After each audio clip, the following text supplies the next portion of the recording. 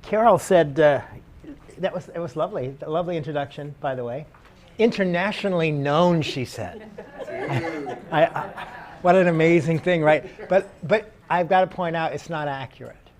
Because 2 weeks ago, I went on to NASA's website and gave them my name and stuff so that they could put it on a microchip that is being sent to the moon now. Or to Mars, I think. So I'm intergalactically known. Universal dude. Yeah, hey. Hey, I get around. They're gonna come looking for you. So, well, it's great to be here. I love doing this. I love this group. I've been in HEA since the front end of it, and it's just nice to watch, and always the best people in the place. So how cool and how nice for me to have this chance to do this with you. I know a lot of you have heard me talk before, because I never shut up, and so I need to start out just with a little bit of an apology, because there are a couple of illustrations and a couple of things that you're going to hear from me that you've already heard before. But here's the deal. I really only have one thing to tell you. What I've got are 150 different ways to tell it to you. I've got 1,000 examples, and a whole lot of different demonstrations and things about it. But essentially, I've got one thing to tell you. We'll check at the end and find out if you know what that was. By the way, it'll be interesting to see if it got through to your conscious minds. But yeah, one thing to say. And where that one thing starts out with is just to let you know kind of where I come from with regard to the history of hypnosis and where I think we are in the development of this field. And so I talk about the 3 generations of hypnosis, or sometimes the 3 waves of hypnosis. There are different ways that this is expressed. But the first generation, or the first wave of hypnosis, is all the way back to the beginning with Mesmer and those guys. And if there really were a Hypnosis Hall of Fame, there is one, by the way. Are you aware of this? It's an organization, but it's not really a museum or anything. You can't go in and look at the exhibits. But I always think if there was such a place, that outside in the front there would be an interesting statue. It would have a hysterical woman, because that's the rules. That's where psychology begins. Thanks to hysterical women, we have psychology, and this hysterical woman would be laying back over a chair, kind of like Saint Teresa in ecstasy, with some hypnotist over her with his hands like this and a really weird expression on her face, and this idea of hypnosis as this dominating effect, and all that, the old school history of hypnosis is where a whole lot of people, by the way, still come from to some degree. The folks that maybe have never been to a hypnotist before, the folks that say to you, I don't know if I want to be hypnotized because I really don't want to give away control of my mind, are responding to that earliest presentation of hypnosis. And to some degree, that presentation with different variations, but that presentation continues all the way up through Dave Ellman. And in that presentation, the idea is your conscious mind is trouble. So before we can do anything, we need to get that out of the way. We need to knock you out. We need to, what's the expression, bypass your critical faculty. We need to get around you somehow, right? There's the first model of hypnosis. Your conscious mind is an idiot. Oh, and by the way, your unconscious mind is an idiot as well. Because once we've knocked you out, then we're going to tell your unconscious mind, what we want it to do, and it will just do that because it can't think for itself. That's kind of a bad place to start a field of psychotherapy from, but that seems to be, to me, the best representation I can come up with of how it started. The hypnotist is going to take control. He's going to put some ideas into your head after he gets around your conscious mind, right? So the first model, first wave, your conscious mind is an idiot and your unconscious mind is an idiot. Then one day, Milton Erickson discovered hypnosis. And what happened with Milton Erickson, most of you, I'm sure, know the story, and you know that he was paralyzed, and I don't know if you know all the details of this, but at 17 years old, he was paralyzed so severely, in fact, that the only thing that he could move were his eyes for a while. And his family would take him out onto the porch of their farmhouse in Wisconsin and tie him into a rocking chair. And then they would be doing their work in the fields, and at least Erickson could get some air, and he wouldn't fall out of the chair, and he could kind of see some things going on. I have a feeling, by the way, that Department of Children and Family Services would get involved with that today. Seriously. But nonetheless, so Erickson is out there on this chair, and one day he starts thinking kind of wistfully how nice it would be if only I could run and play and do the kind of things that, a normal kid my age does. And while he was entertaining that idea, he noticed that the chair began to rock.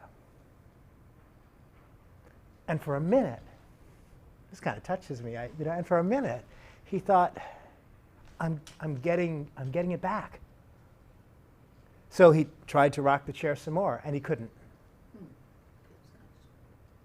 So then he got despondent again, depressed, turned inside, thought, oh, how terrible. If only I could run and play and do and the chair started to rock again. And he came to recognize that there was an intelligence within him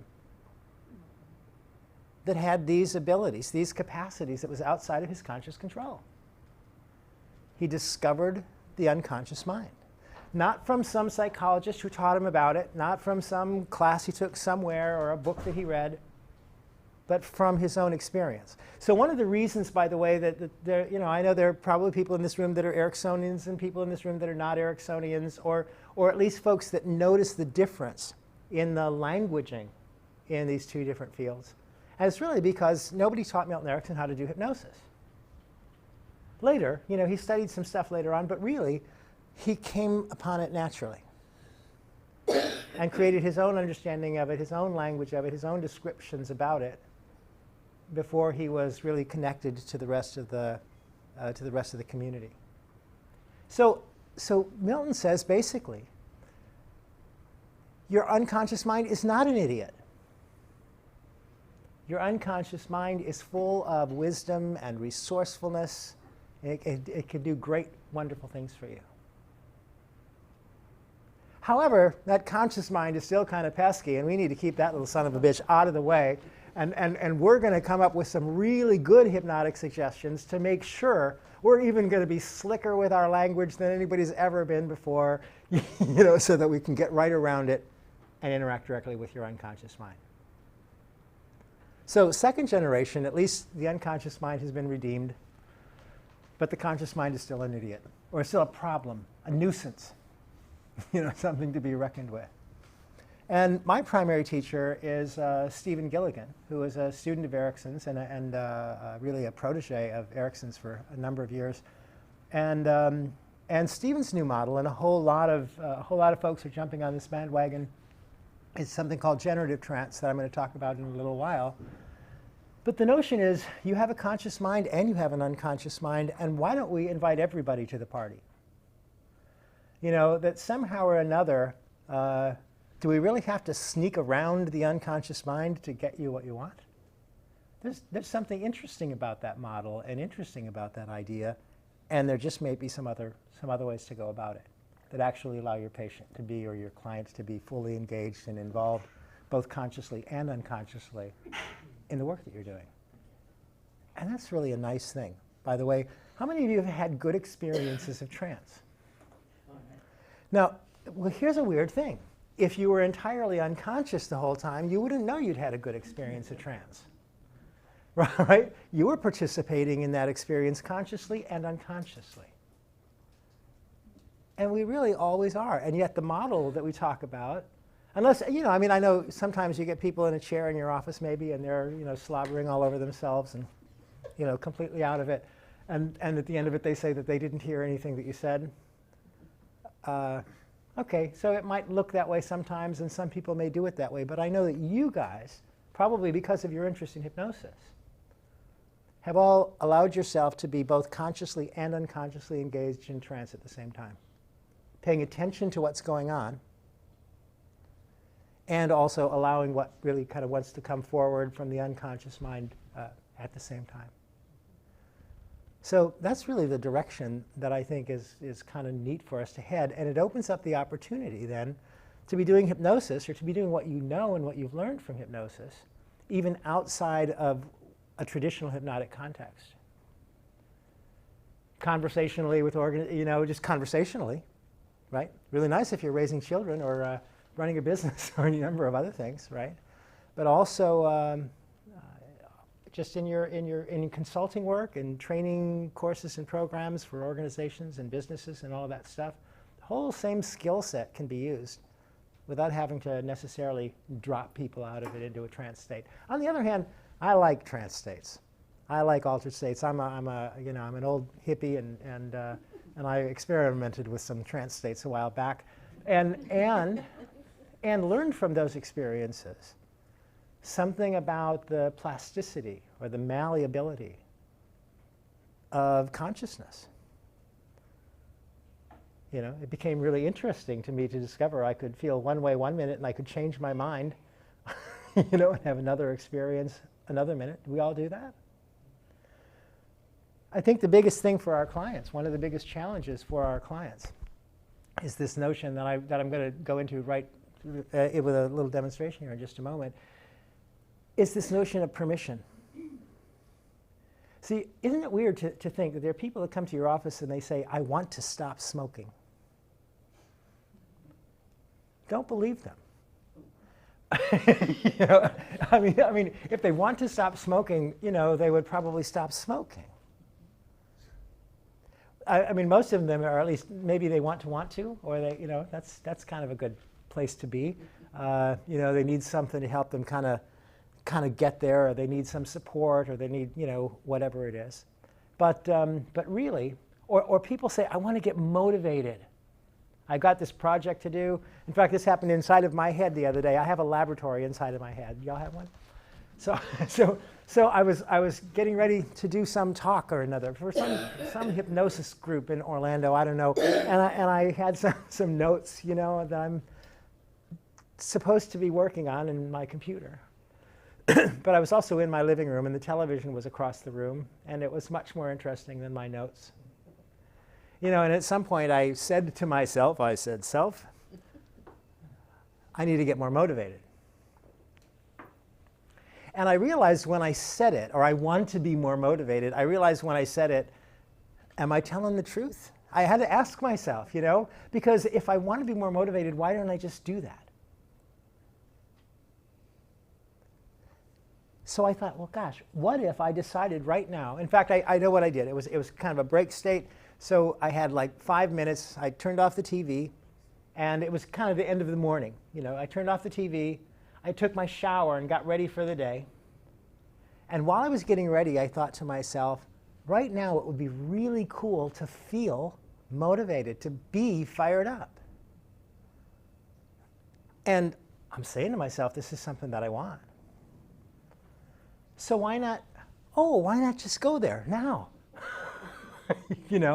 And literally it was as though by giving myself permission to have that experience.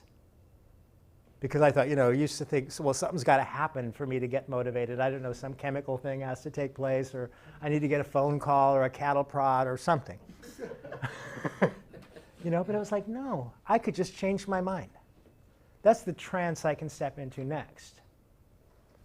Right, is, what would it be like right now, since I have permission, there's nobody stopping me, get all fired up and excited about doing this and go for it. And then I sat down in front of my computer and I thought, this is fun. And I was depriving myself from that fun because I was thinking that some outside agent or something else needed to happen in order for me to be able to get there. It's an persimmons, right? I'm sorry? You said persimmons, right? Persimmons, yeah. Did you see my website? That's actually, it happened on Facebook. I've been putting posts for the last several days that say, give yourself permission. And then somebody said something about, what do persimmons have to do with it? Like, no. Yeah, give yourself persimmons. It's my new branding. It goes along with salad, with my connection, with the food service industry for, the human consciousness. Remember, my topic is called Rituals of Transformation. And again, a lot of you know me and you know my history, so the short version is I grew up in the choir. I was clergy in the Episcopal Church. I was ordained to the priesthood there. I went to a Benedictine monastery for a couple of years and did a lot of meditation and chanting and groovy stuff like that back in a 15th century tradition, so I learned something about time travel. And I have a natural appreciation for ritual, just by nature. A sense that there is a right order to do things. Rituals are those rites of passage, maybe one way to think about them, or ways to outward expressions of some kind of inward experiences. By nature, a sacrament in the Catholic Church. Any Catholics or recovering Catholics? So a very special rituals. The highest quality rituals being sacraments. A sacrament is defined as an inward and an outward and physical sign of an inward and spiritual grace. And a ritual, I would think, is an outward or an externally generated expression of an internal experience. So what we're doing with our clients is we're about the business of creating experiences for them. And the process by which we do that is some sort of a ritual, right? You have a certain chair that they sit in, you have a certain way that you go about this, they come in with a certain expectancy set, it's supposed to happen in a certain way, right? And it starts typically with an induction. Well, after you, ask them about, mom and them and had coffee and whatever. Whatever you do, however it works for you. But then there's a place where you go, now let's begin, and then you change the tone of your voice, and you get a little slower and a little quieter. They go inside. And then you're going to give them suggestions, whatever it is that you do, whatever your processes are. And then you're going to bring them back out. It's what they expect. It's a ritual. And they've come there in order to use that ritual as a means to get to some desired experience for them. Now, that's pretty cool, because within those parameters, by the way, you can create all kinds of cool rituals. The thing that I remember from growing up in the church is, we got to have different hymns every Sunday. Different lessons every Sunday, different sermons every Sunday, but within a certain expected structure, a number of experiences that we could generate that would ritualize or symbolize this transition from one experience, that is the one they came in with, to the other experience, the one that they wanted to go home with, the one that they came there to get. All right. So, by the way, I'm really holographic. I have to show you. I showed Jerry earlier. Here are my notes. I took your outline, the thing that I gave you guys, and I put a little more space in it so that I could write some stuff on the page. And now it goes 1, 2, 3, 4. And I don't even know if I'm going to talk about these things exactly, because I'm following your lead. I'm watching where you're going and what you're responding to it. I've got several techniques that I'd like to be able to show you in a short period of time that I would say are certainly transformational rituals. So that's where we're headed. Dr. Diane yesterday gave us a chart. And she told you about the word paradigm. Remember, we talked about paradigms? Paradigms are the key. I really think they are the key to the portal, to something magnificent. And the examples that I can give you, and curiously, by the way, in the background, some part of your mind, because you do have an unconscious mind, might begin to wonder what your own particular paradigm is or could be if you were to sort of really get clear about it or make some adjustment to it. But I'll tell you where I started thinking about paradigms. A long time ago, I was involved in cattle therapy, otherwise known as the EST training. Some of you might remember this stuff. All that group stuff that was going on in the 70s. And they were talking about paradigms, but I didn't even really understand what it was. But what I do know is that about the same period of time, something weird happened in the media world, and that was cable television. found its way into everybody's home with HBO and Showtime and Cinemax. So non-commercial movies that were still relatively new compared to anything we'd ever seen on TV before, right? And folks started going to the theater a little bit less and watching more movies at home on their television. And all of a sudden, at least in Chicago where I was, the price of a movie ticket went from $3.25 to $7.50 overnight at Water Tower Place, at least downtown in Chicago, right? And so people would go to the movies and they would come out of the movies and have a conversation that we'd never heard before. They'd be sitting in a coffee shop or whatever you do after movies, you know, back in those days we used to go to Denny's, you know, or something, you know, and they'd be sitting around having a conversation. Somebody would say, well, how did you like the movie? And the person would say, well, it was pretty good, but I don't know if it was worth $7.50. It's like, oh, now there's this new frame that's affecting how it is that we look at and evaluate the movies. It's a good movie, but is it worth $7.50? Something new. And that paradigm, I think, changed the movie business. You know, so curiously, when you're doing hypnosis, there's some sort of frame that you're applying. There's some sort of criteria that you're applying that makes all the difference. The other one that really stands out for me, and I know that I've said this to several of you before, but the one that stands out for me is Mother Teresa. So here's Mother Teresa, who is a Benedictine nun. And I was a Benedictine, so I appreciate the rule of St. Benedict and kind of what that implies. And one of the things that it implies is that part of the rule of St. Benedict is that you should receive all people. I think Benedict said all men, but he just didn't know yet. You know? But that you should receive all people as though they are Christ. And by the way, you know, just to be clear, I'm not preaching religion to you. I'm talking about paradigms, right? So for Mother Teresa, this is a big darn deal, right? So here's what she's doing. So somebody asked her one day, she said, well, you know, Mother Teresa, you go down there to the banks of the rivers every day. There are all these people that are sick and damaged goods. I always refer to them as the Statue of Liberty crowd. You know, on the Statue of Liberty, there's the list of you're tired and unwashed and weary and pathetic and huddled masses. Yeah, so all these sick folks down here that she's ministering to on a daily basis. And somebody asked her once, Mother Teresa, how is it that you do this every day and it doesn't get to you?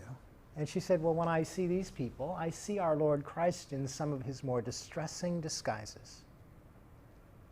Now, that's really an interesting notion to take a frame like that, whatever frame you want to build, and to be able to look at the world through it and notice it's a whole different world from there. So I wonder, you know, how it is that you think about the relationship that you have with your clients.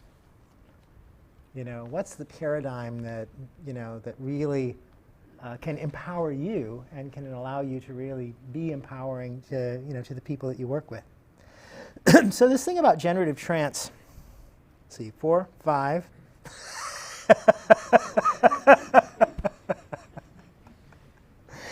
So when your client comes in, there's really the question of what is it that they're up to? And I mean up to in the sense that they may not even know it. I mean behind the scenes, you know, kind of what's going on. Generative trance is about opening up to the emergence of an evolving self. Evolution didn't stop, you know, once we crawled up out of the ooze and grew a pair of lungs. You know? It continued not only up to Homo sapiens, but beyond that. There's probably a Homo maximus somewhere, you know, or something. And it is continuing to this day, except it's continuing in another way. Because now there's this thing about personal evolution. And individually, we're all growing and changing and developing in our own, you know, in our own unique individual ways. So evolution is happening. Evolution is innate. You know, your client doesn't come to see you because they need to start evolving. They're coming to see you because they are evolving. And if they've got problems and challenges and stuff going on, my sense at least, is that those problems and challenges are grist for the mill of evolution. You know, they're indicators that change is taking place. And just in the same sense that, as I said, certain species crawled up out of the swamp and got to a place where now that we're not going to be in the swamp anymore, we're going to have lungs instead of these gills that we've been carrying around. In the same way, your clients are people who have found themselves in a set of circumstances where life is not business as usual. And the task before them is to figure out what kind of adaptation, what kind of evolutionary process will enable us to be with the experiences that life's bringing us. Hypnosis isn't about stopping stuff from happening. Hypnosis, hopefully at least, or at least good mental health, is not about living in a world where bad stuff doesn't happen, right? Good mental health is about being able to be responsive to whatever it is that comes down the pike. And so when things are challenging to us, they're an opportunity for us to discover something a little bit more about how we can be stronger, how we can be more resourceful, how we can be more resilient in the world. And I know there's this trite expression, at least the one that makes my eyes roll all the time, when people say to me, well, don't you just love a learning experience? Don't you just love a growing experience? But you know what? Really, that's what's happening when somebody has come to your office saying, there's a way that I am, and I don't want to be this way anymore, and I don't quite know how to get to that next place. Can you help me? Now, unless, by the way, you're an expert at everything, which some hypnotists seem to think they need to be, and oh my God, that must be incredibly stressful for you. You don't know how to be what they need to be next. So I'm going to say something really startling. As a hypnotist, stop giving people suggestions. But I'll get clearer about that in a minute. I'll get a lot clearer about that in a minute. Because you don't know, right? You don't know what it's like to be Carol, struggling with the presidency of this major intergalactic organization, for example, right? You don't know. And yet some people go, well, I've got this lady coming to see me because she's got these issues with struggling in her presidency, and I'm going to sit down and I'm going to write down a script of all the things that I know she needs to hear in order to be able to account. How absurd is that? How could we possibly know? So we need to be able to be engaged with her in the hypnotic process rather than doing hypnosis to her when she arrives. It's got to be a cooperative process. So evolution is innate. It's going on. Whether you like it or not, it's going on. You are blossoming. So it ain't all bad. You are blossoming. You are growing. As long as you allow that growth, as long as you give yourself permission to continue to be more, to expand into greater and greater possibilities in the world. So also, though, evolution is responsive, as I said, the Darwin notion, right? Now we need lungs, so we'll have to grow some. Or now we've got these challenges and circumstances in our life, so let's go see a hypnotist for some kind of remedial change. We want to, we need to fix this current problem, like can't breathe without the lungs. And most of the hypnosis that most of us do is probably that. That is, somebody called you up because they identified in their life a particular problem, and the model that they're bringing is, I've got a problem, the hypnotist is going to help me change it. Right? So that's remedial. This is a remedy for something. Okay? Where generative trance is a little different in the sense that it opens up the doors to self-creation. It says, what if there's nothing wrong with you? What if today, let's say that you made an appointment with the world's greatest hypnotist, but he was such a great hypnotist, an intergalactic hypnotherapist, by the way. but he was such a great hypnotist that it was going to be months before you could actually get in to see him. But you had your appointment, and you were thankful for it. And by the way, people did this with Erickson. People were like months on a waiting line to see Erickson. Well, what if before you got to that appointment, the situation that you had resolved? Well, you got your time booked. What if you showed up to the hypnotist knowing that there was nothing wrong with you? And you said, hey, where do you want to go today? What can we do next? In just this field of open possibility where the hypnotist's job is to invite that part of you that is engaged in an evolutionary process to begin to come forward and get something going on. So you can do it. And by the way, you can do it deliberately as well. You can decide, oh, I know what I want to do now. Today I want to evolve in this particular area. And we've done processes like that, right? Particularly in classes, in groups like these. Somebody might say, I'm going to do a demonstration now, so I'd all like you to think about something that, that's maybe a little bit of an upset for you. And, and you hadn't really come here because you had a problem. But somebody said, well, let's just find something because it's a way to get into the matrix. And then we'll use that as a way to open up to more possibilities for you. One way. Or to decide, I'd like to be better at answering my email. I'd like to be better at making phone calls. You can do that. It doesn't have to be a problem for you. But it might also be, I would literally like to just invite my deepest self to have more expression in the world. And I'm really curious myself about what that expression will be and how it's going to go. I trust that instinct, by the way. I think evolution works out pretty well. Yeah. So far. I brought my wooden chairs. Yeah, so it's something that can be deliberate anyway. Here's something I'd like to point out because here's how innate. Not only is evolution innate, but the kind of hypnosis that I'm talking about is equally innate. And I wonder, and I have done this before, I wonder if somebody would be willing to just sit in this chair for just a minute. It's a very simple thing.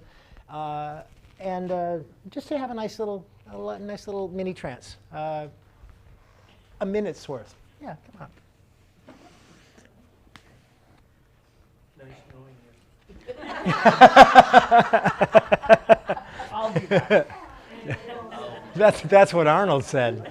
But you're going to have to be governor of California first. Or vice president of or the treasurer, rather. We've got a vice president. Yeah. So. Maybe I start in HCA first, work my way up together. Yeah. That'll work. Or the governor of, it would change the titles and then it'll work. Well, the governor of the Hypnosis Education Association. Governor. So, you may actually have seen this demonstration before, but my real point is just to show you how easy it is, because I think if any of you are trying to hypnotize people, if you notice, by the way, it's a loaded sentence. Trying to hypnotize people. Every once in a while I'll get some student who says, I was working with somebody and I just couldn't get them to go under. And I'm picturing this poor hypnotist that's really struggling to make something happen. Still why I like my give him permission model. Would you like to go into a trance? I would love to. Go ahead. No. Oh, wait. Maybe I was a little too fast with that. But basically, that's right. Basically, that's right. So, are you comfortable in that chair? Very comfortable.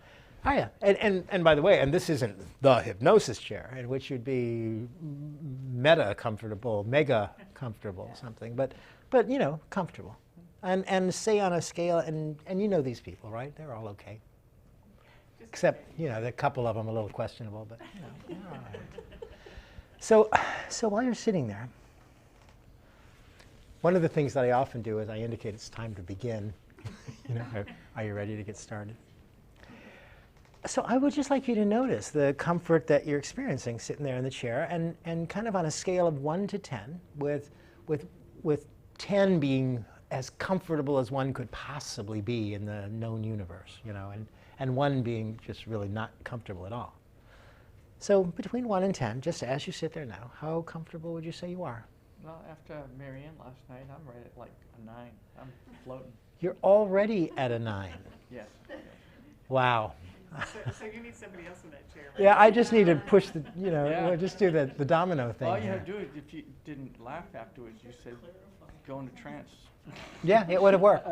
So he's already at a 9, but just so you understand, this could be any number at all, right? And it could be somebody saying now they're at a 5.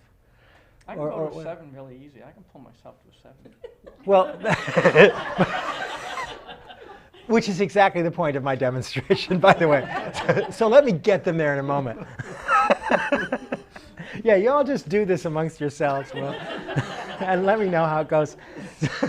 So, but no, I'm happy. You started at a 9. That's really nice. That's fine. So just kind of notice that 9-ness. And notice if it's shifted, by the way, because we've been talking and laughing and moving around. But just right now, is it still a 9? Yeah, except my face got warm. Your face got warm. Yeah. Does that make it more comfortable or less comfortable? Less. Yeah, because now my whole body's not like. Oh, okay. Yeah. So is it like an 8 or something, or Yeah. like an 8 now? Just because your face got warm. Yeah, it's So cool isn't it now. interesting to notice that a little thing like the warming of the face can make the difference between an 8 and a 9? So here's what I wonder. So right now, just pay attention to that 8. In fact, you could close your eyes if you want to. And just pay attention to that 8. And I'm wondering, would you like to discover how to turn that 8 into a 10? No, I'm going to say what I said before. So close your eyes.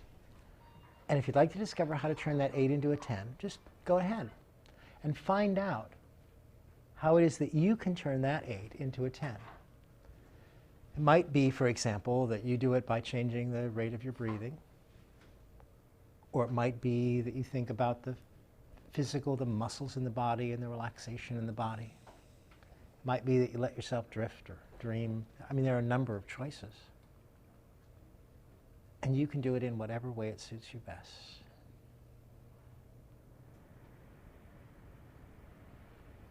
And just enjoy that experience, making whatever adjustments allow you to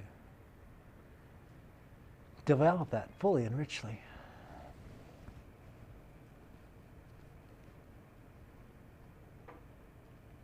Just the way you like it.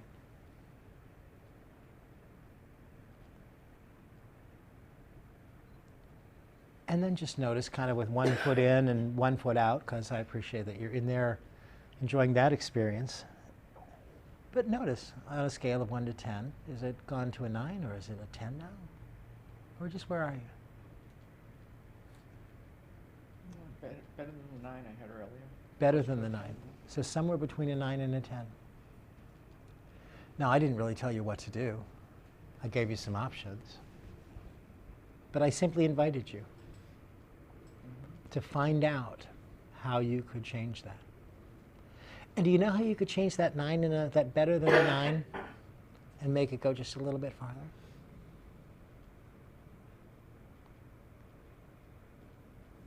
Just check.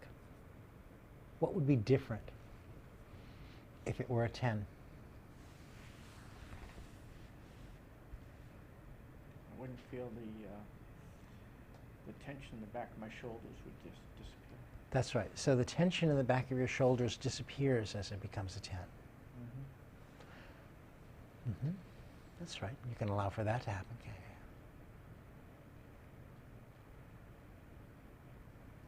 By the way, I don't know if it disappears from the top down or from the bottom up or from the inside out or how, but it's always kind of fun to watch how those things happen. It's gone. Okay, yeah, of course it is. Because you do that very nicely. So just enjoy that for another moment, and when you're ready, then you can open your eyes and you can come back out here, where these people are all I'd like, to stay there for a little while. you'd like to stay there for a while. Yeah. So, oh my God, I forgot to wave my watch, right? I forgot to do, what else was I supposed to do? I didn't shout at him. I didn't say sleep. I didn't grab his arm. Yeah, I didn't count. Oh yeah, I forgot, because I can't even remember the numbers. I said 9. Yeah, I get the numbers out of order, so it's not good for me to count.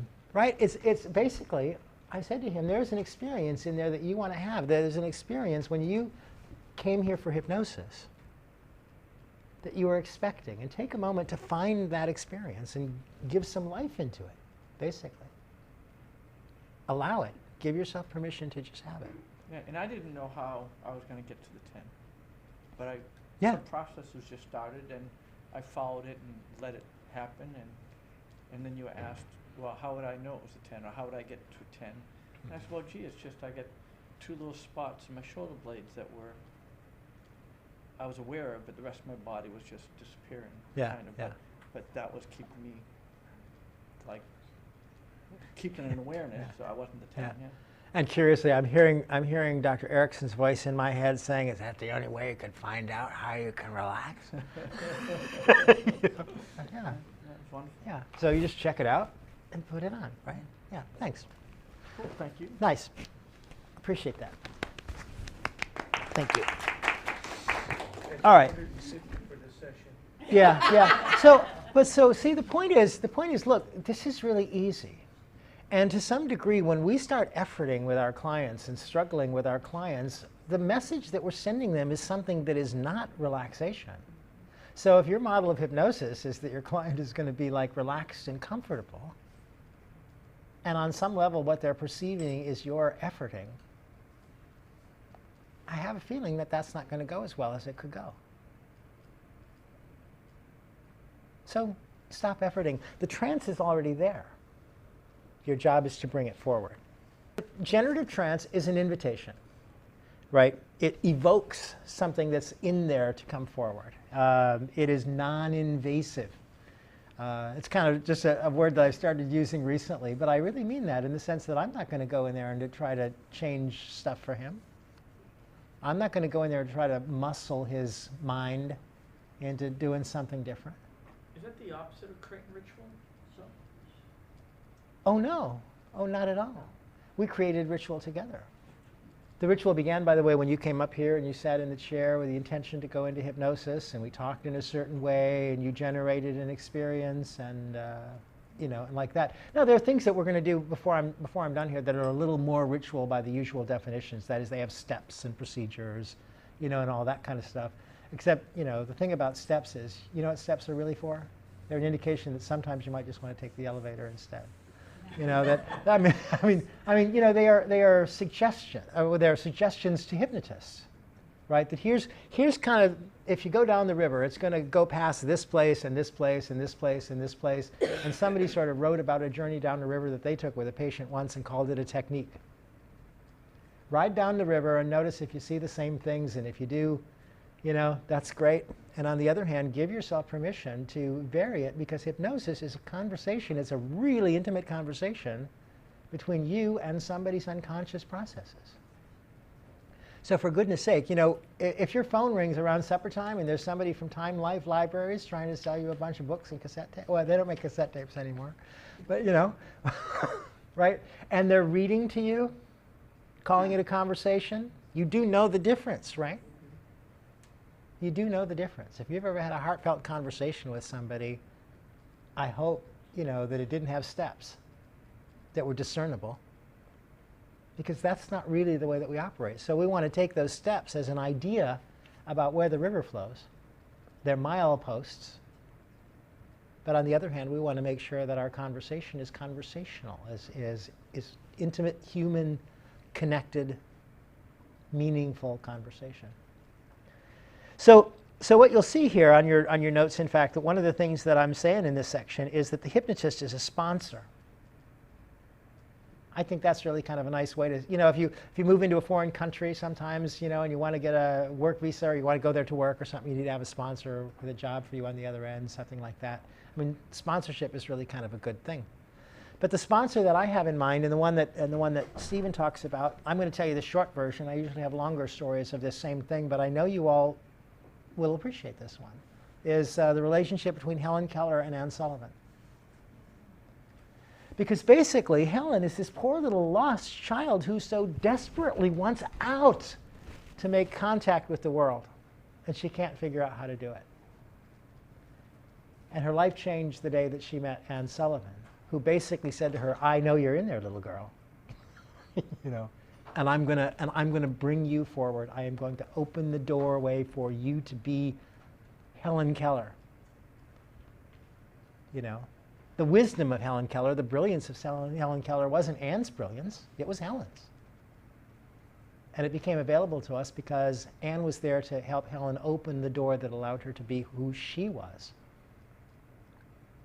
Not because Anne put anything in there or made her be any particular way. But insistent. I know you're in there, little girl. And I'm gonna bring you out. I think for me, that's a great paradigm. That's really a way that I really like to think about it. That person sitting in that chair next to me is chock full of resourcefulness and resilience and wonder and mystery, and infinite possibilities, right? And how cool it is that we get to be involved in that process. But as soon as instead what we do is we take the other model that says, no, my job is to give them the particular possibility that's going to make the difference for them.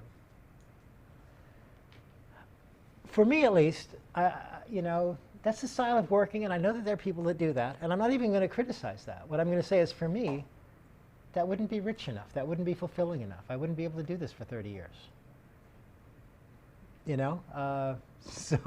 So I really, I really appreciate that human connection that says, let's find it, let's bring it forward into the world. The wisdom is in your client, and that's why I said stop making suggestions.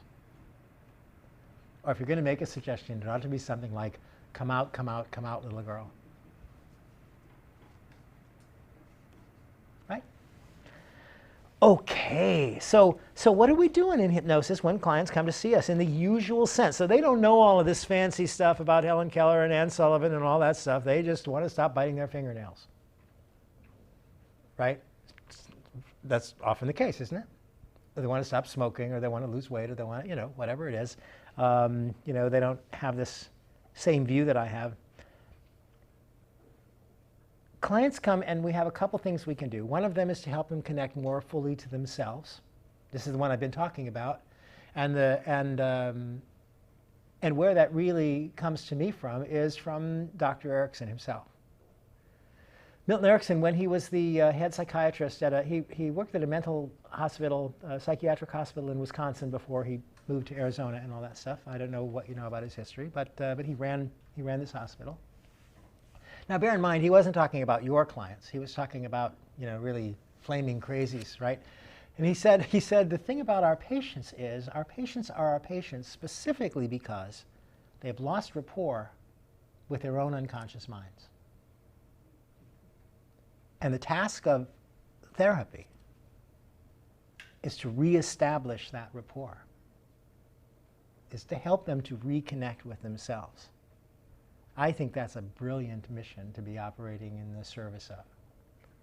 To give people the reins to their own life, once again, to restore them to wholeness. Right? I think that's kind of what that means. So that's the big exalted thing. But like I said, they just want to stop biting their fingernails, or whatever. So maybe you have to be a little more subtle with it. But there are things that, so what do you get from your clients? You get people who come to see you because they've got something going on that they want to get rid of, some experience that they don't want to have anymore, or they've got something that they want to add on. The circle of excellence, by the way, that that you did yesterday, Ron, is an example of that. It's like, let's add something to this to make it even richer, to make it even better, right? And there's a lot of times where we'll do work that's about that. The getting rid of stuff, by the way, one of the oldest hypnosis rituals that I ever heard of was, you take your troubles and you put them in a basket and you tie a balloon to it and you watch them float. By the way, that really doesn't hold up to scientific scrutiny because there is no basket. Because we're making all this shit up. Yeah. Pardon me, I had to use that word. This is a quotation from Melissa Tears. But we're making up meaningful metaphors that the unconscious mind can understand and utilize. Those are the rituals we're developing. So sometimes it's about getting rid of stuff, sometimes it's about adding stuff on, sometimes it's about resolving long-standing issues from your childhood. So you can go back in time if you have a DeLorean and, and take them back to some place where something happened and have them come to a new understanding about it. a new discovery about it, add some resources to it, or change it, or however it is that you guys work with that sort of stuff. That's all available, right? Changing, so those are the things we do. Yes? Pretty much the three biggies. So so I want to share with you a couple things that I think underneath the ritual, because the thing that I know is, like I said, I grew up in the church.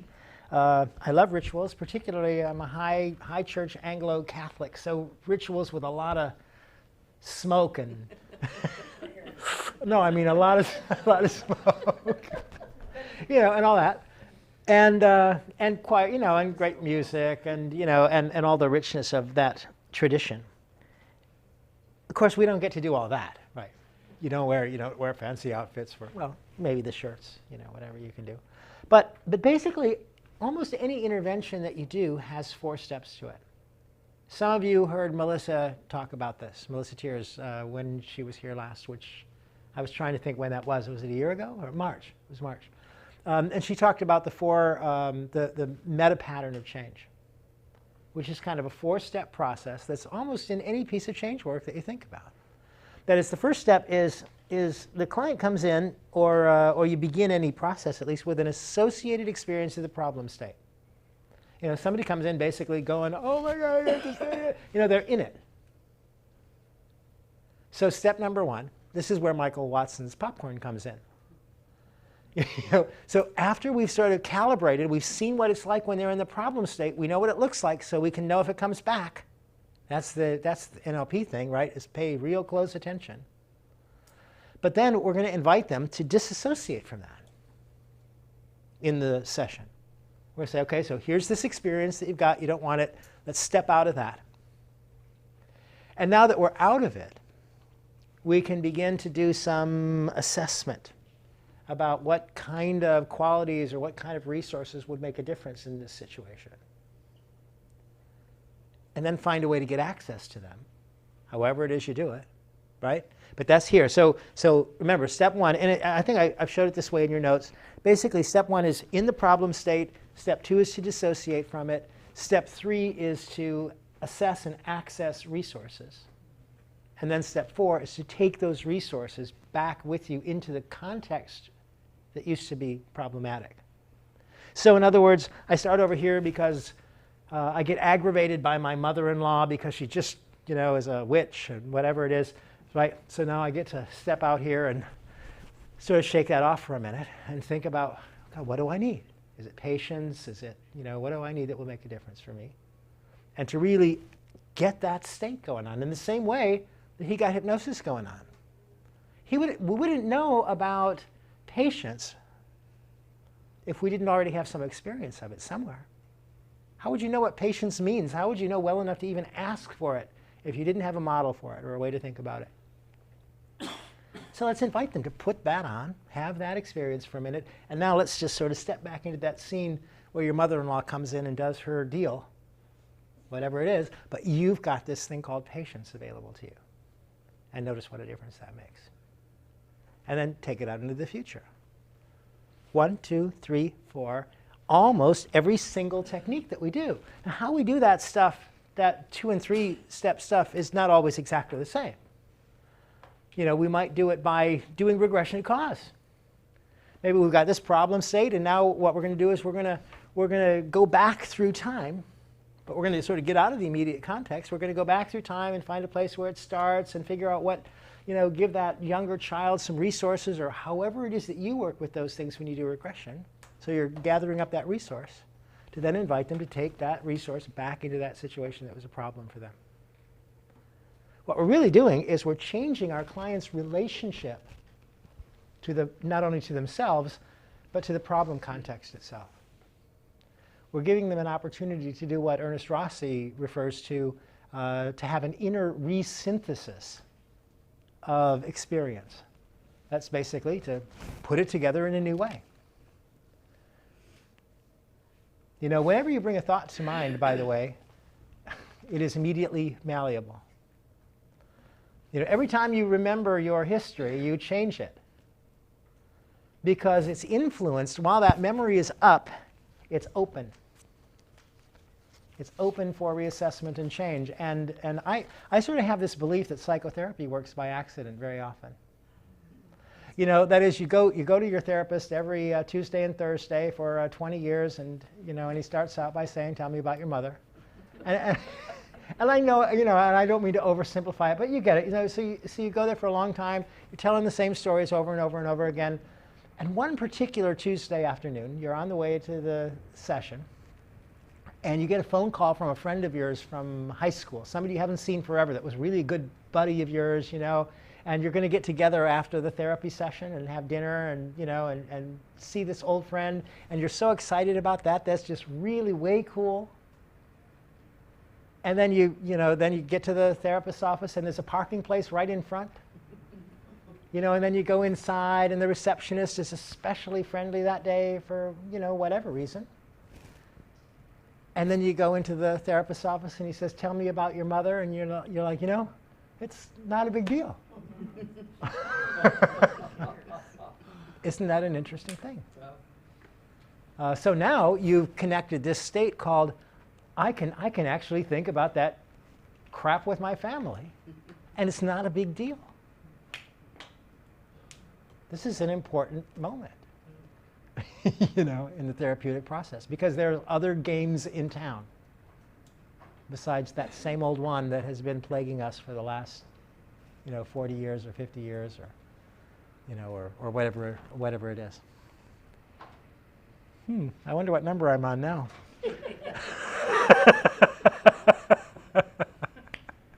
Okay, so there's the 4 steps. Let's see. Okay, oh, good. So we were talking about adding some resources. I've got another one. Somebody just want to get a shot of something really good and content free. Don't need to tell us anything about what it is, but the idea that if you've got something that's just a little challenge, I don't really want to rework somebody's history or anything. That you'd like to explore it? You want to? Sure, come on. Madam President. Da, da, da, da, da, da.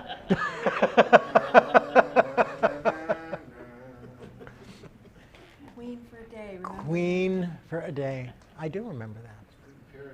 And then ABBA the next day, and then David Bowie the next day, you know. And then back to Queen again because they're just so good. Yeah. So,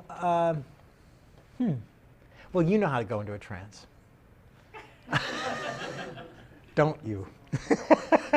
I do not. Yeah. I do not know how to go. Yes, I do. So how about this? Because I don't need you to go into a very deep trance, because I really like the fact that you have a conscious mind. It's okay if I like your conscious mind, isn't it? That'd be all right with you? Yeah. Yeah. It's because I'd really like to be able to be engaged with you. Okay. But I would like you to just take a moment, and it might be useful. Well, before we start, I'm not going to ask you to tell me about it, because I said I wouldn't. Right. But I do want you to just take a moment to notice that there's something that's of interest to you, something you'd like to change or to be more resourceful about, something like that, right? Okay. And when you think about it now, yeah, just kind of notice. And so I'm just watching to see what this looks like when she goes there, because I'm hoping that it's going to look a little bit different when we're done. Right? So when you're really in that, experiencing that, is there a particular place in your body, by the way, where you find that, where you feel that? In my chest. In your chest? Uh-huh. Okay, good. So you'll have a place to check when we're done as well. Right. And that'll be useful. Okay, so just take a nice gentle breath, and as you exhale, you can just kind of let your body settle into a comfortable position in the chair and turn your attention inside.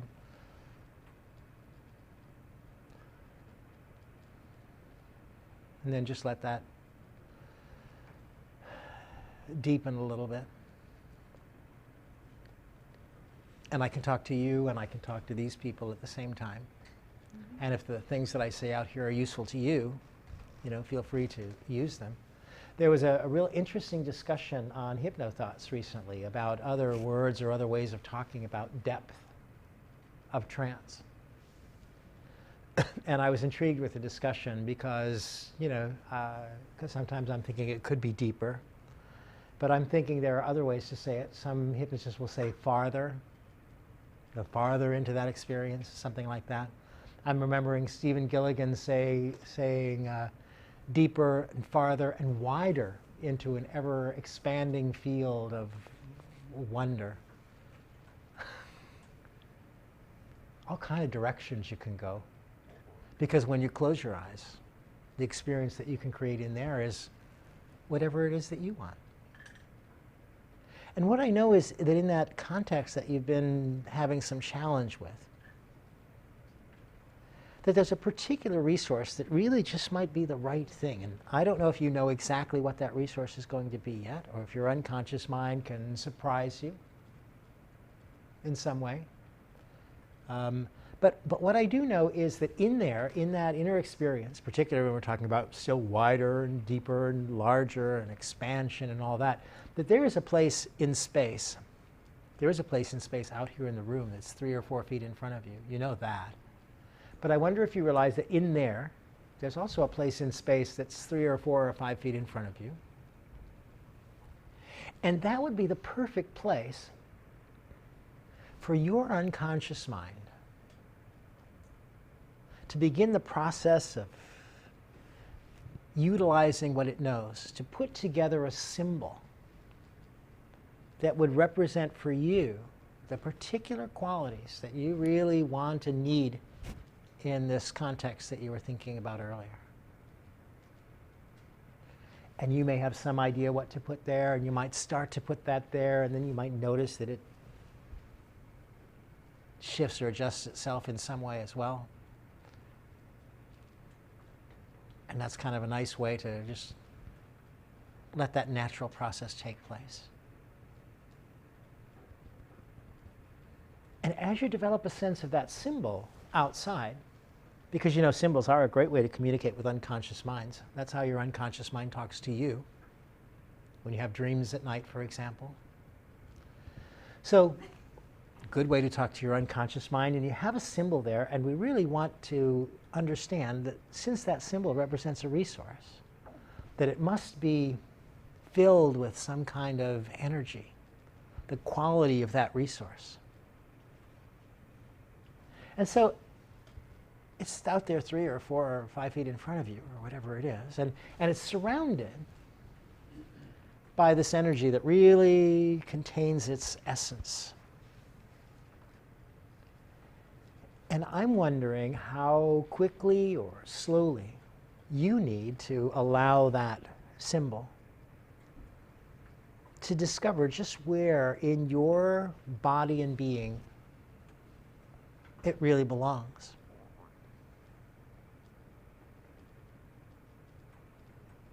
It might be right there into that place in your chest, or it might be somewhere else. But in its own rate, in its own way, you can just allow that integration to take place. As that comes into you, you can feel the feelings associated with it. And not only in one place in your body, but as it comes in, it has a resounding effect throughout your entire system. So maybe, for example, when it's really there, you can begin to feel just a little bit of it down in the little toe of your left foot. You probably hadn't thought about having that there, had you? But why not? If it's going to be everywhere, and up there in your right shoulder. And you really can have a sense of what it would be to be filled with that particular quality, that particular resource.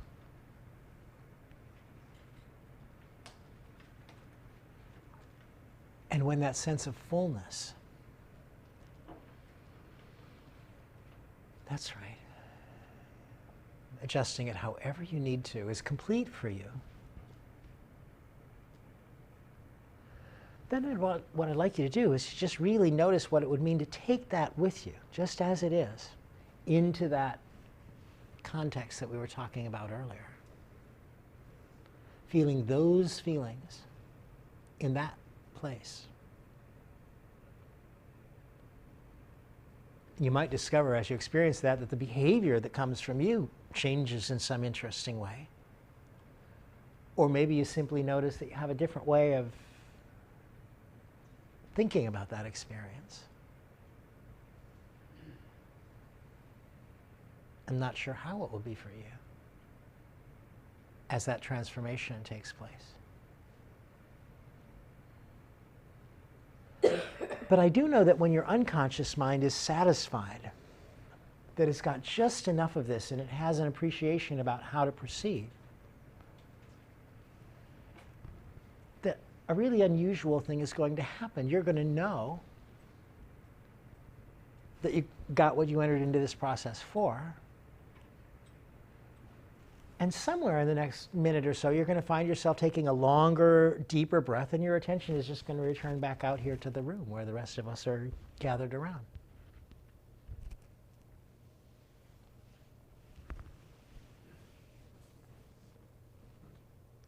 Back?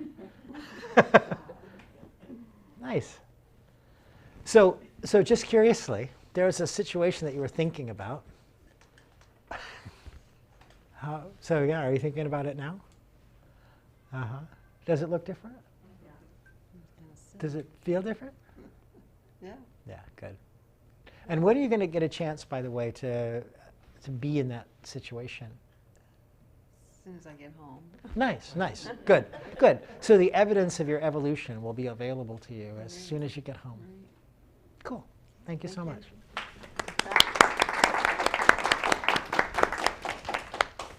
Okay, so there's a technique there, right? You saw the technique? But on the other hand, it was a conversation, and it wasn't take a deep breath and close your eyes. Right? We sort of know what needs to happen. She needs to go inside. She needs a way to generate and to access some resources. And a vehicle to be able to sort of take that into a full-bodied experience that she can actually carry with her out into the world. So we just walked her through that process. I don't have any idea what she was working on. And the advantage of that, I mean, if you're an emotional voyeur or something, you might really want to have to know everything. But on the other hand, if I don't know anything, I'm much less likely to try to push her according to my own leanings and my own what's the word? My own inclinations. There you go. And to really allow her to develop in her own way. And to me, that's the charge that we have. To be responsible to our patients is to help them move to a place where, where they're back in control of their life. So the last thing you want, I understand it's good for advertising, by the way, but the last thing you want is for people to say, I'm different and I've overcome my problems because Michael did something to me. I want them to know that it's because they generated an experience within themselves. And if they can do that with me, then they can do that without me. And that's what we're going for. That's what I'm going for anyway. Okay? So, something I'm really fascinated with, and I was on, I have a YouTube video that some of you may have seen a number of years ago in England. I did a piece based on something that Stephen Gilligan had told us a long time ago, deep trance identification, where basically it was an NLP master practitioner training. And they were working on a modeling project that they'd been working on for months, and we were showing them different ways, to be able to assimilate a model from somebody who, performed in a way that you'd like to be able to perform. Basically a way to take on somebody's inner game might be another way to say it. Looks very much like channeling, but we don't want to use that word. And so the first time that I taught this class in England, the first request, although it wasn't my hypnosis class, but the first request was from somebody who says, I want you to, hypnotize me and turn me into Milton Erickson. So I hypnotized him and turned him into Milton Erickson. And then I had him open his eyes and talk to the people for a couple of minutes. And he said some really cryptic, weird things. I'm sure Erickson never would have said those things, but you know, they're his representation. But what he told me afterwards, he said, because I had him, like I said, open his eyes and talk to this group. And I said, you know, Dr. Erickson, you know, here you are with some master practitioners of neurolinguistic programming in the making, you know, is there anything that you'd like to, you know, say to them? And after the fact, he said, when I opened my eyes, now he'd read some things about Erickson, so I understand that he was certainly influenced, and I hope that he was. I appreciate homework. He said, when I looked around the room at those people, I realized they were already all in a trance. Now I'll tell you what, that is something that Milton Erickson once said, and isn't that an interesting idea? It sure takes a whole lot of pressure off of you. The trance that they might be in is the trance, my mother-in-law is hell on wheels. You know, whatever it is, your clients are coming to you in trance. So you don't really need to do an induction. You just need to help them change the trance that they're in to one that's a little more useful. But in any case, I turned this guy into Milton Erickson. He has this great experience, and he says, I'll never practice hypnosis the same way again. And I know that to be, and this is like 7 years ago or something. So, you know, so I've been in contact with the guy, and you know, and he really is doing some great stuff with hypnosis and all that. I don't want to take credit for all of that. It really comes from him, but it made a difference for him. It was a turning point for him. So I did this thing and kind of forgot about it. Except now every year I go back to England for the master practitioner training.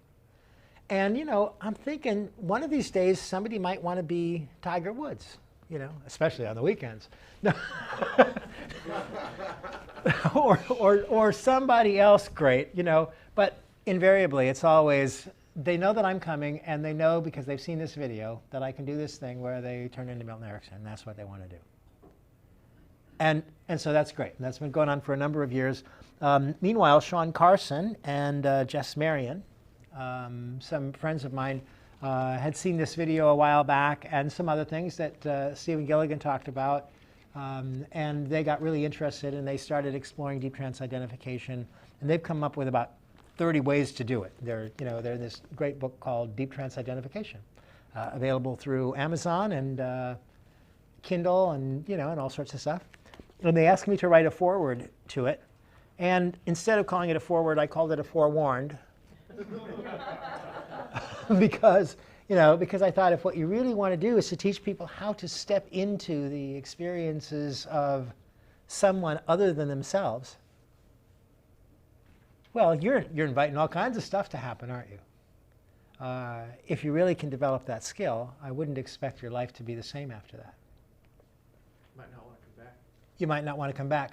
Or you might want to, if you're particularly interested in some model out there, it's probably because that model has something that you really might want to come back with, you know, to make a difference in your own life. So when we learned from Stephen Gilligan this idea about doing deep trance identification, which he had done years and years earlier, and he did a deep trance identification process with Milton Erickson. So he became Milton Erickson with Bandler and Grinder, the NLP guys, at Santa Cruz. And Gregory Bateson, who was in residence there at Santa Cruz at the time, the husband of Margaret Mead, the anthropologist, and this great thinker that was the lecturer at Santa Cruz. Gregory was a close personal friend of Milton Erickson's. Gregory is the one that introduced everybody in the world to Milton Erickson. So Gregory came in while Stephen Gilligan was in his I am Milton Erickson mode. Probably the person of all the folks involved that knew Erickson better than anybody. And Stephen just started engaging him and talking to him from a place that scared the hell out of Bateson. Because he's like, somehow it's too close. Somehow you know too much. And the power of this technique was incredible. Now bear in mind, Stephen had spent a lot of time around Milton Erickson. So I'm not talking about it like channeling some entity that you know nothing about. But for example, if you wanted to spend an afternoon exploring the experiences of Sir Walter Raleigh, you could do that. Ideally, before you do that, you might take some time to pull out some books, to get some information, to do some homework.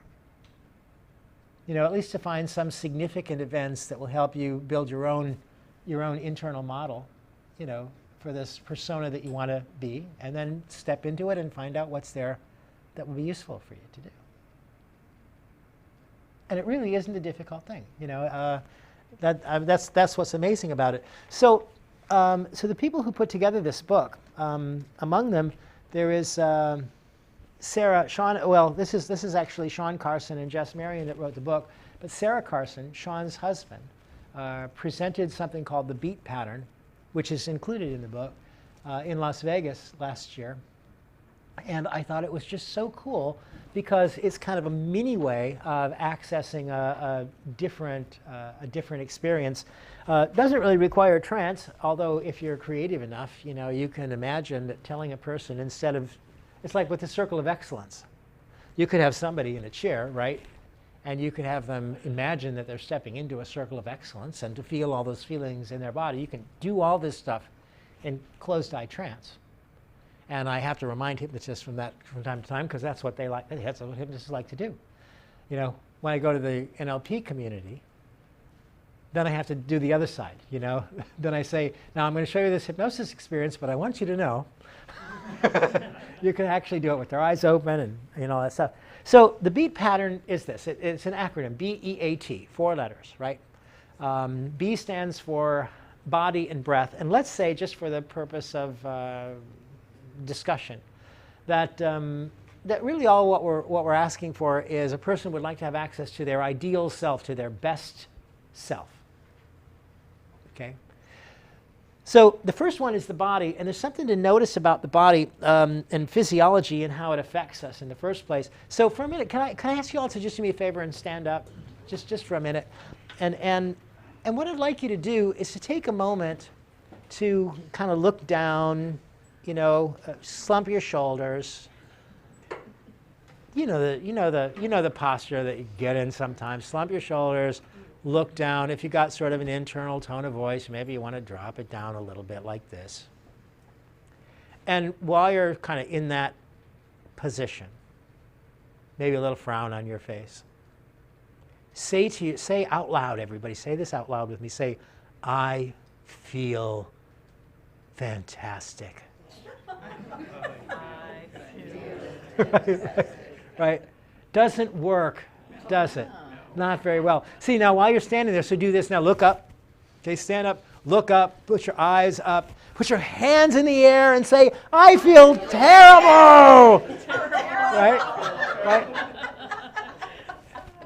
Now that's kind of weird, right? Doesn't work. Change your physiology and you will change your state. Right? So you can sit down now if you like. So we've got the body is the first thing. So if you want to be your ideal self, you might visualize, you know, what would he look like? How would he stand? You know, et cetera, stuff like that. So you step in then to your ideal self. Step 1, we've got the body, right? Now, by the way, if changing your physiology changes your state, then here's the thing to notice. The next thing is E for emotion. Well, we're accessing our ideal self. We've already changed the physiology, so when we're ready to step into the emotional place, there's already been some change made. There isn't a whole lot of tweaking to do to get that just kind of into a nice emotional place.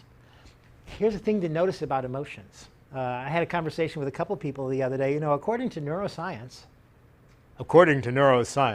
I was talking to him on the phone just this morning, my friend neuroscience, and he said to tell you that emotions, as we think about them, really are a wash of chemicals that lasts for 90 seconds.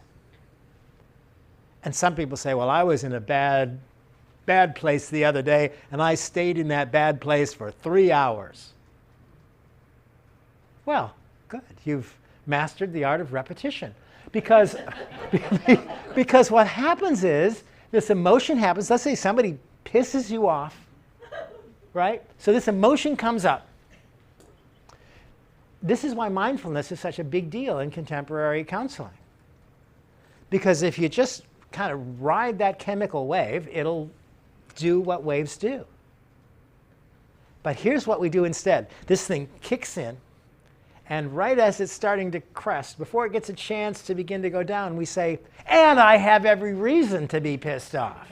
And he's always that way, and the things that they say to me, and they treat me like this, and we keep generating wave after wave after wave of this 90-second chemical wash. And some of us are good enough at it to keep it going for days at a time. Which is why the Bob Newhart wisdom, to stop it, it's really wisdom. And I wonder if you ever catch yourself noticing that you're going off somewhere in your head, and literally just check in from time to time and go, do I even want to go there? At least historically, I'm pretty good at being righteous. I've learned how to do that. But I'm finding out it's just not very much fun. And there are other things to do instead. So if you start noticing that your head is just full of all kinds of crap that isn't going to change anything, that isn't going to make any difference in your life or your experience, then why give it any more time or attention? Or as my baby sister would say, in the vernacular, there's another way to talk about this. My baby sister would say, suck it up. Folk wisdom from my sister. I think she's right about that.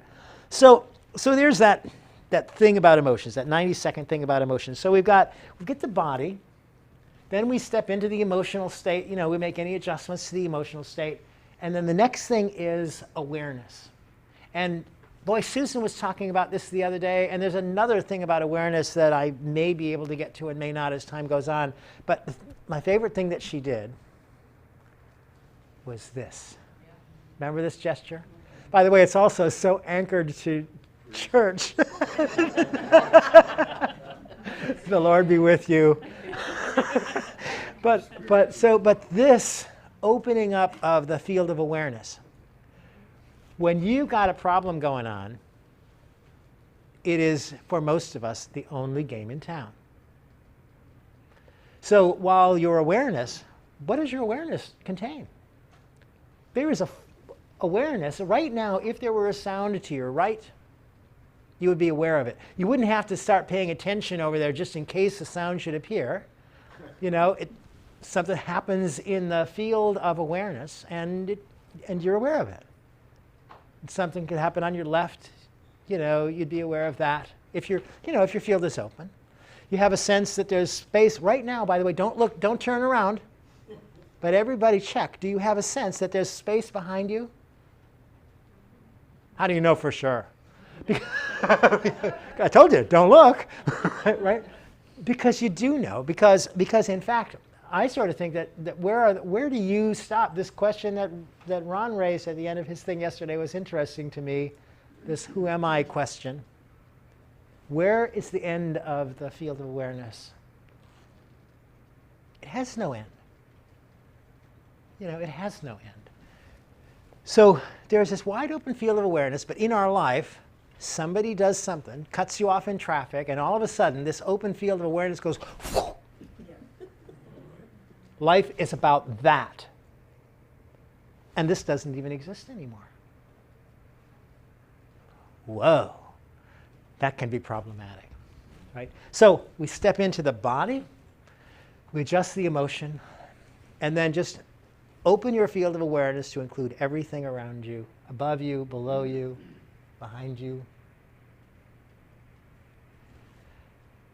Now that's good stuff so far. Just 3 steps. And then finally, working memory, according to a really sort of popular description, also coming from neuroscience in the same phone call, actually, he told me this. Neuroscience says that working memory consists of 3 primary parts. There's a movie. By the way, in NLP we talk about representational systems, and I'm not sure if this is maybe a lot of generalization, but it's useful. There's a movie, of the thing you're thinking about. There's pictures in your head, whatever it is. There's a soundtrack. And there's a title. And until Sarah had said that, I never thought about that. But here's what the title is. The title is how you tell yourself what the movie is about. It's really important. And you may not know that there's a title to your movie, but you look at that picture and you ascribe some meaning to it. If you've got somebody, again, who cut you off in traffic, the meaning might be drivers in this town are all terrible. You don't want to drive here. Or the meaning might be, why does this always happen to me? Or the meaning might be, right, I mean, you've got your own titles for your own movies, but they tell you what that movie means. So we've got all of that stuff. So I'm thinking, wouldn't it be better? So you've got this body, the physiology you want, you've got the emotion that you want, you've opened up your awareness. And now before you step out into the world, it would be really good. You know what the T in beat stands for? What do you think the T in there you go, exactly right. Thought, right? So it's what's the last thought? What's the title that we can put in there? And the title could be something as simple as I am powerful. What do you need? Right? It could be as simple as I am, by the way, if you're a little esoteric, why not? That's nice. But it could be whatever you need it to be.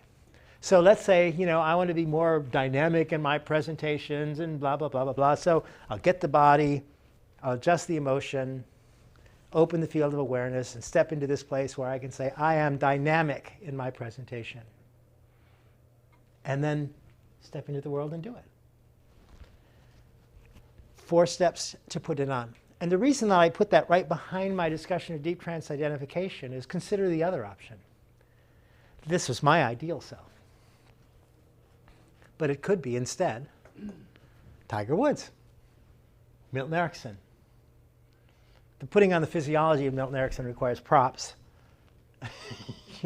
right? But literally, if you find a model that you want to just try on, it's just Halloween in your brain, step in. What would it feel like to be in that physiology? What would it be like to be in that physiology?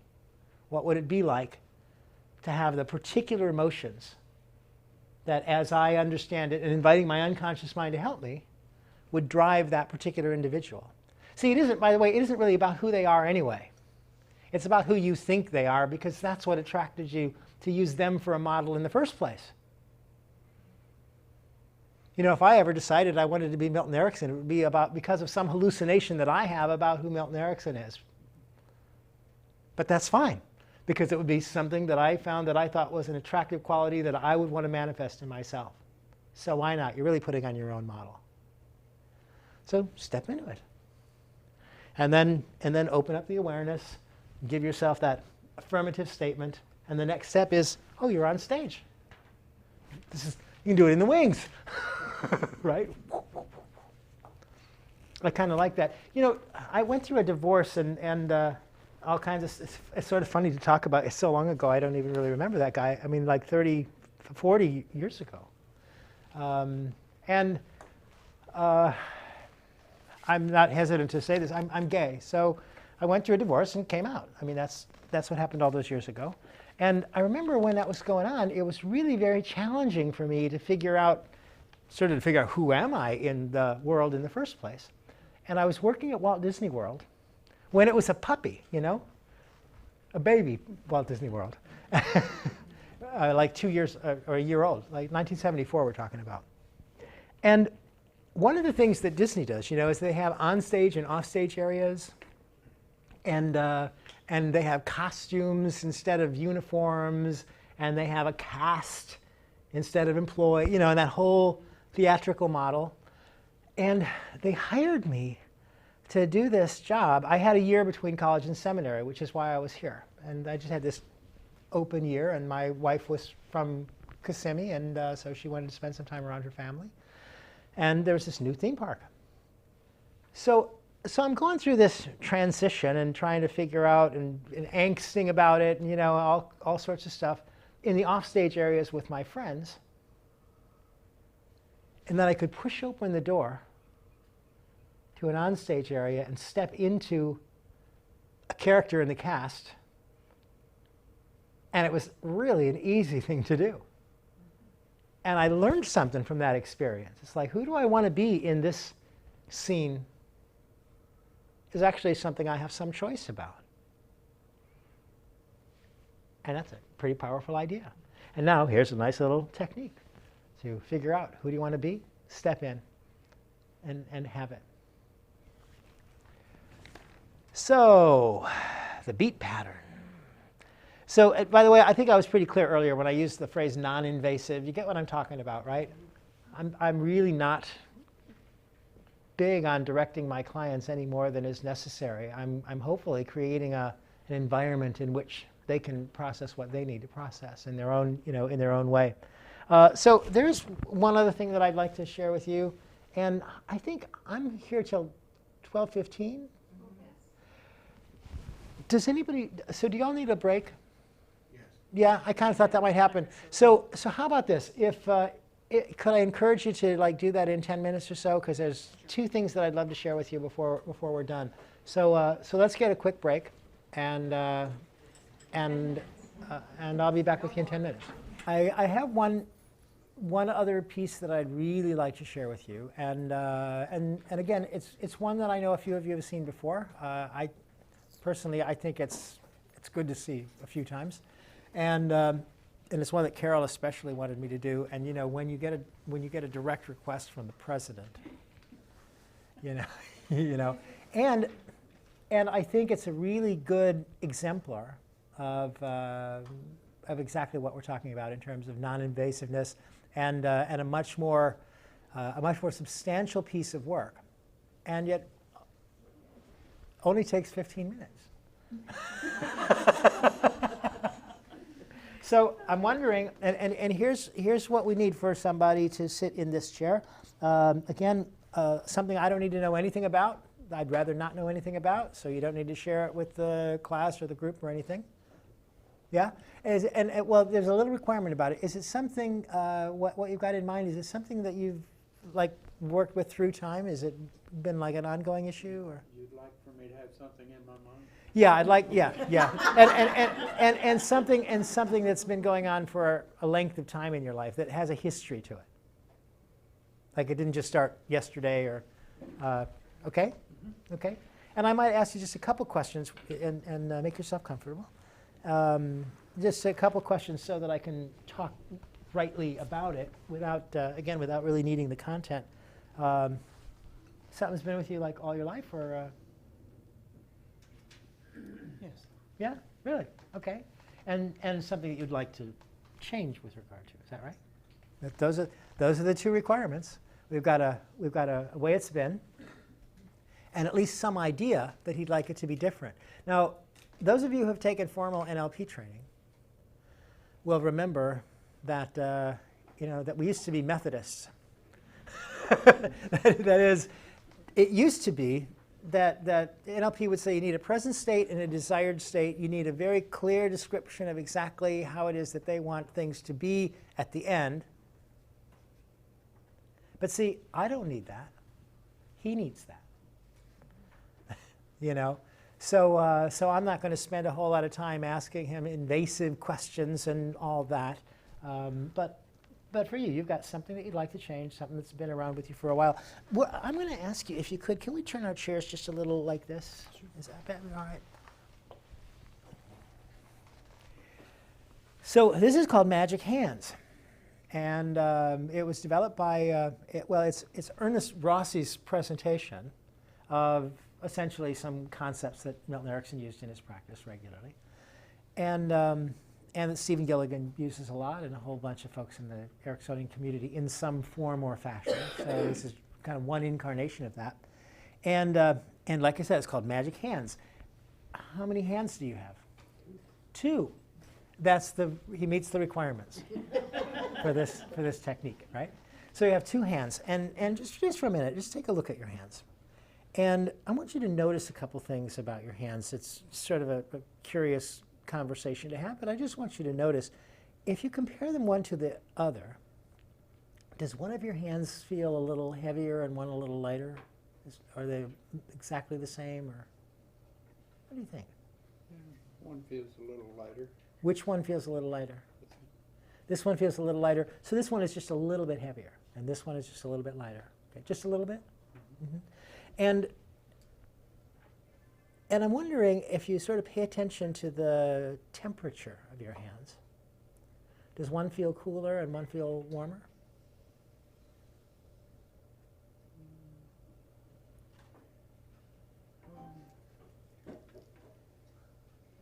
Just a little bit. Just a little bit. Which one? This one's just a little bit warmer. Just a little bit warmer. And by the way, is that warmth more in the palm or more in the back of the hand? In the palm. More in the palm of the hand, okay. Now we're going to ask you some psychological questions. You ready? If one of these hands were your adult hand and one were your child hand, which one do you suppose would be which?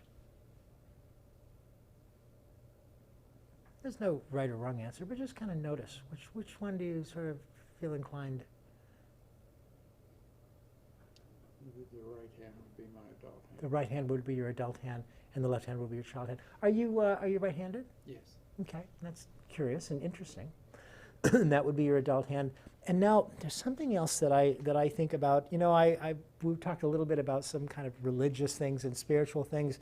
And I don't know if you know who Kuan Yin is. Do you know who Kuan Yin is? She's a goddess. She's an Eastern goddess. And when there are statues of her, she's either in this position or in this position. They're Jesus and Mary statues the same way. And sort of one hand is up and one hand is kind of like this.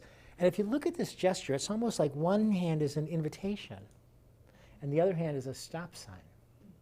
And just curiously, just check back and forth with yourself and tell me whether this way or this way feels more natural to you. Just try them back and forth a couple of times. You think?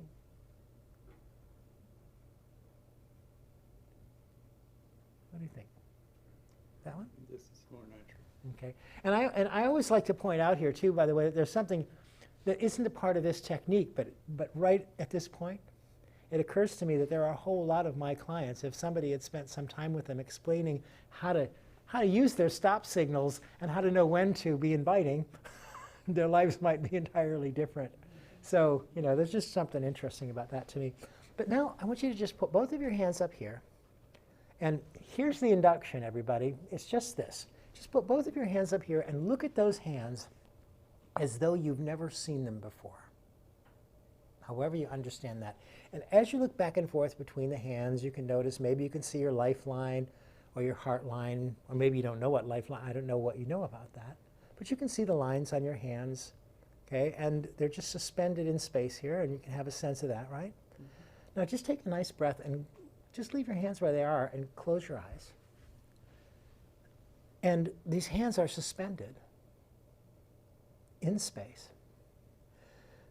And I'm wondering which one of your hands your unconscious mind is going to choose to be the one to begin to move slowly, just ever so slowly, down towards a resting position in your lap.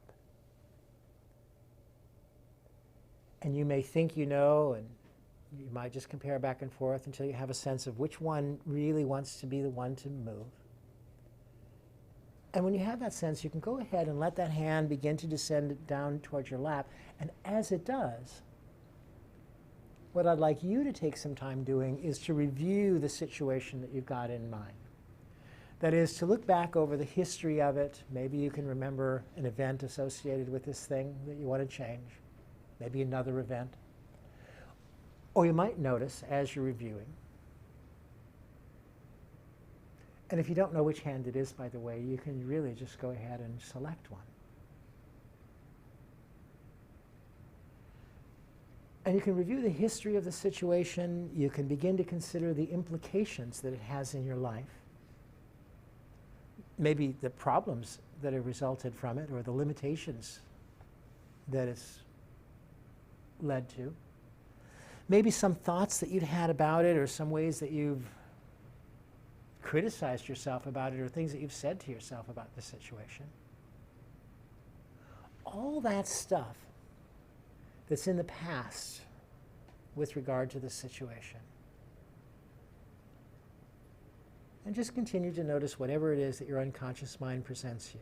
Thoughts, memories, the implications of this, the meaning that it has for you. How serious or significant it is in your life. As that hand continues to come down to a resting position. And it's nice that you're taking a little bit of time with that, because we want you to have time to do a thorough review. And at the same time, because this is something that you're ready to let go of or to change with regard to, you don't need to take too long. And just let that hand continue to drift down those memories. That's right. A little more, a little more. Those thoughts, those ideas.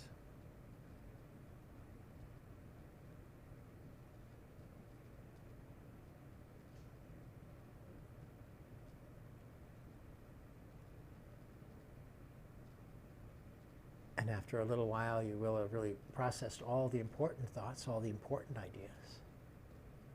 And that hand can just rest comfortably on your lap.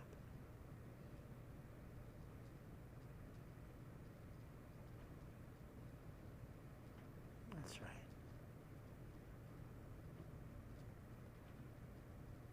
That's right. And beginning to move just a little more quickly now.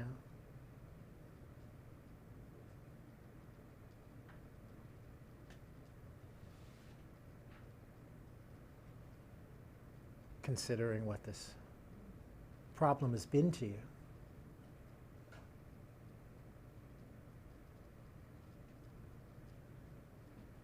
All that stuff in the past.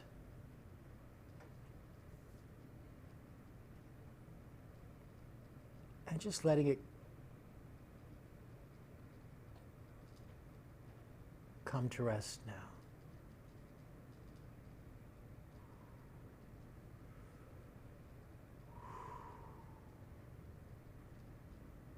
That's right. All the way down. Because once that hand comes to rest there on your lap, then that other hand can begin to make a similar journey downward. But as it finds its way down to a resting position, you might begin to consider some various solutions, some resources that would be useful or helpful for you. How it is that you're going to think about this situation once it's completely changed, completely resolved. What it will be like for you to look back on that and be glad to be finished with it. The things that you're going to say to yourself, the implications of making this change, what that can make available to you in your life, and just what it will mean for you to know that you can change situations like this one and other situations as well, from the inside out, where your deepest understanding lives in the unconscious mind. Now consciously, I don't know what it is that you know about the solutions that have been generated. You may be aware of some of them. There may be some potential solutions that will surprise you over the course of the next couple of days when you notice a different response or a different thought or a different feeling that allows you to realize that something important has happened. But it's also really nice to be able to remind yourself in the outer world about these important things. And so I'm going to invite you to take a moment to select for yourself some behavioral prescription. And what I mean by that is some piece of behavior. And it can be anything at all. It doesn't even need to be related to this particular challenge. But some piece of behavior that in the next 24 to 48 hours you might want to actually do in the real world as a reminder to yourself that you've engaged in this particular inward process. A number of years ago, I had a client who decided that for the next 2 weeks, he was going to brush his teeth with his left hand every day. I didn't know what it meant. He didn't know what it meant. Except he realized that since he was going to be brushing his teeth every day anyway, that if he would just take a moment to be conscious of the way that he was going about it, it would remind him that he'd been involved in a session with me where he'd considered the history and the implications of this old situation that he was finally ready to put to rest, and had generated within himself and through his unconscious mind a number of potential solutions. So all he needed to do now was to wait, to watch, for those changes to have expression in the world.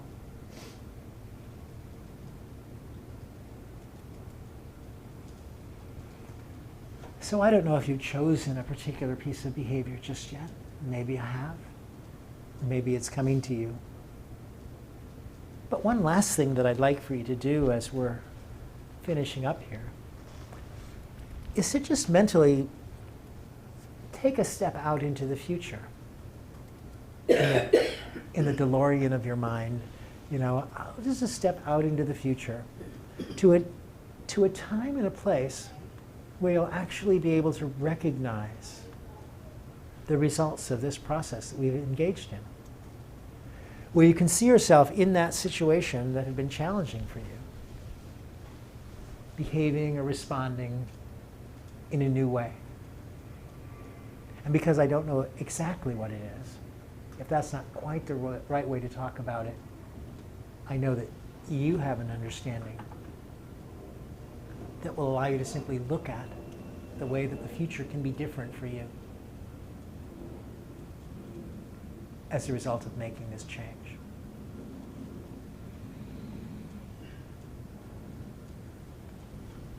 And then, because we're here in a room full of hypnotists,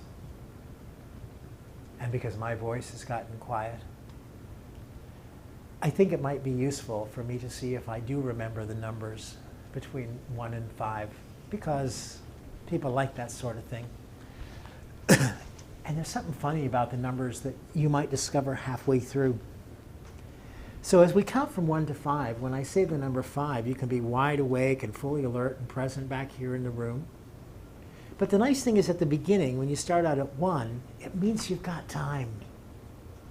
You've got time to sort of breathe that last sigh, enjoy that last moment of relaxation and comfort, to savor the experience, or as the song says, to let it linger.